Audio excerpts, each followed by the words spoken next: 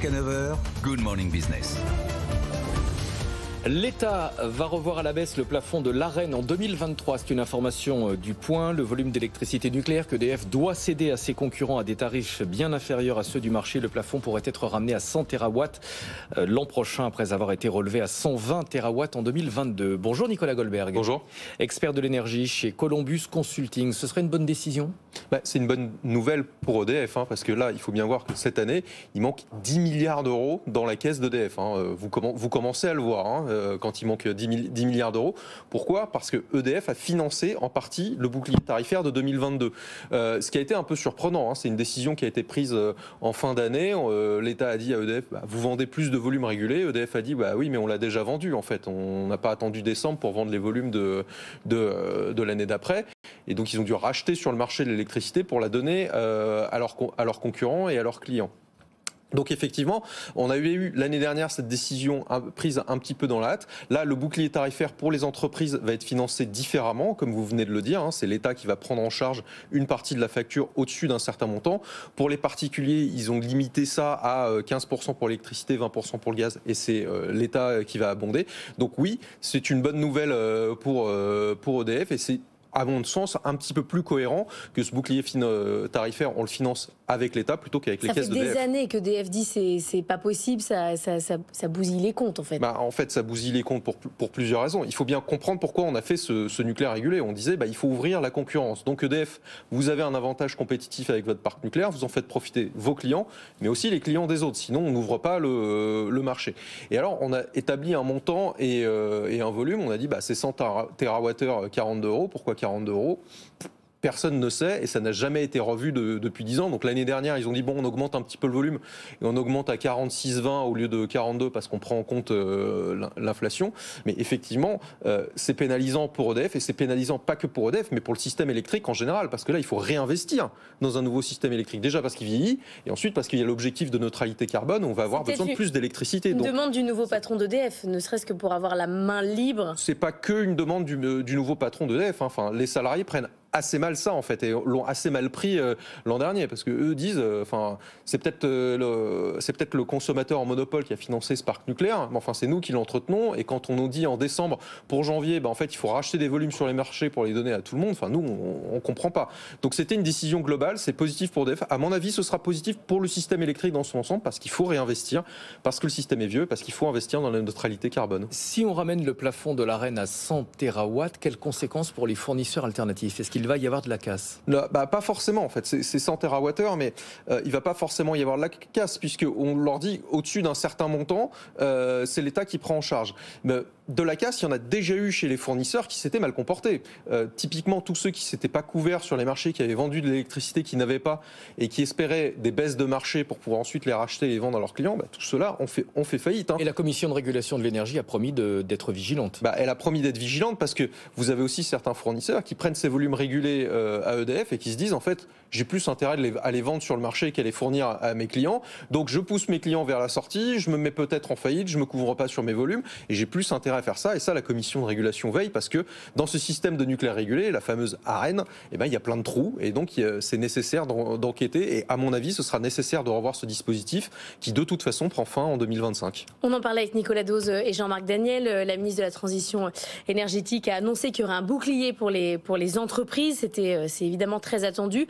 On attendait aussi quelque chose, c'est des décisions à Bruxelles. Et là, en fait, on a décidé d'arrêter d'attendre.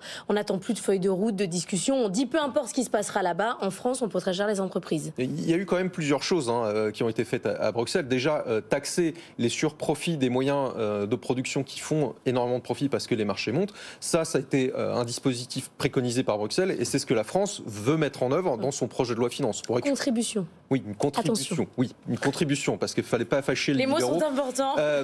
Mais donc, ça, ce sera bien fait et c'est ce qui va alimenter ce fonds-là puisque la France espère récupérer 7 milliards d'euros en taxant certains surprofits.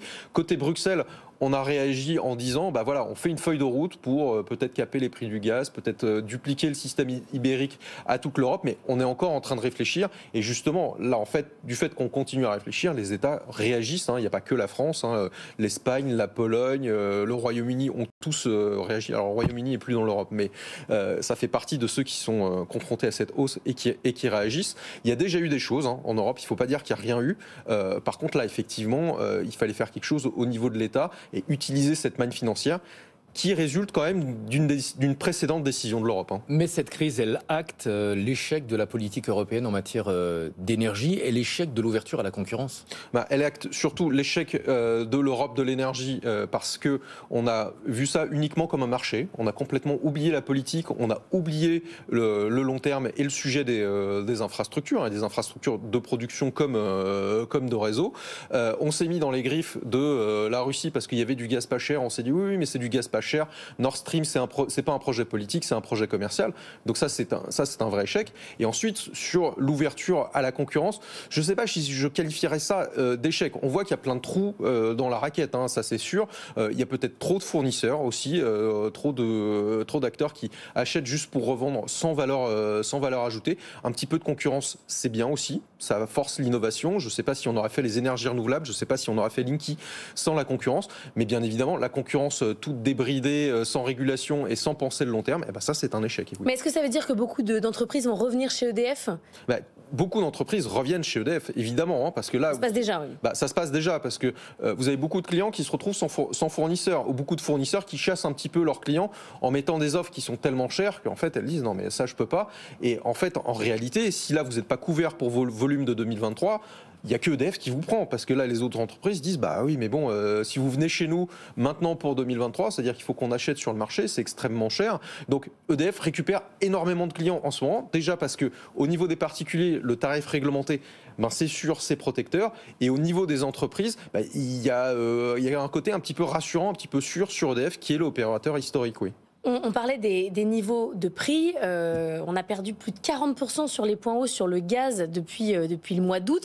Le gaz ne réagit plus à chaque déclaration de Vladimir Poutine, comme on a pu le voir ces derniers mois. Est-ce que du coup, ça sert à quelque chose de mettre en place des dispositifs ou alors ça va baisser de fait ? Ah non, ça sert à quelque chose de mettre des dispositifs en place. Parce qu'effectivement, le gaz a fait moins 40% récemment. Enfin, il est toujours à un prix 3 à 4 fois plus élevé qu'avant la crise. Et surtout, en fait, attention avec les prix de marché. Parce que les prix de marché, souvent, on regarde le court terme. Donc à court terme, ça peut baisser, mais tout le monde s'est déjà couvert sur ses volumes, donc à acheter à un grand prix. Et puis, surtout, taxer les surprofits, même avec des prix du gaz qui ont baissé de 40%, parce que les stockages sont pleins, parce qu'on a moins peur de la pénurie de gaz, et parce qu'il y a un effet prix aussi. À un moment, vous détruisez une demande de volume. Ça fait que c'est quand même toujours beaucoup plus cher, ça fait qu'il y a quand même toujours des surprofits, ça fait qu'il y a quand même toujours un prix de l'électricité par exemple qui est toujours à 500 € du mégawattheure pour l'an prochain. Donc il y a quand même besoin de mesures et sur le gaz et sur l'électricité. Merci beaucoup Nicolas Goldberg d'être venu en plateau ce matin, expert de l'énergie chez Columbus Consulting.